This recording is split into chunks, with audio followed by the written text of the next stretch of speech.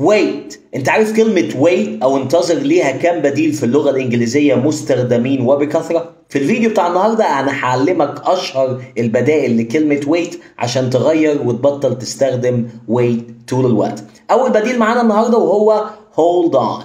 اوكي، على بعض كده بدل ما تفصل قولها hold on.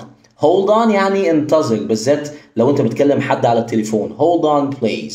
hold on please. عندنا كمان hang on، بس هي عامية شوية. hang on. hang on يعني انتظر. اوكي، زي لما اقول لك مثلا hang on there and I'm coming now.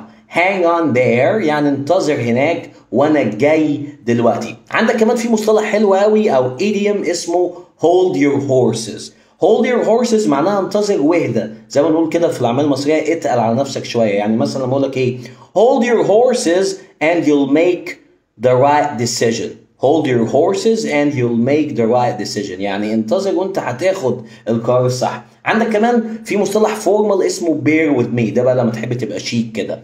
bear with me please، سواء بقى بتقولها على التليفون او بتقولها واحد واقف قصادك او بتبعت لواحد رساله على الواتساب مثلا.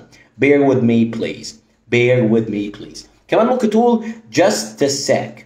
just a sec اللي هي sec دي اختصار لسكن or just a minute بمنتهى البساطة. عندك كمان I'll be right there، يعني انت مثلا في السوبر ماركت وعندك كذا عميل فعاوز تقول لواحد هنا بدل ما تقول له wait قول له oh I'll be right there.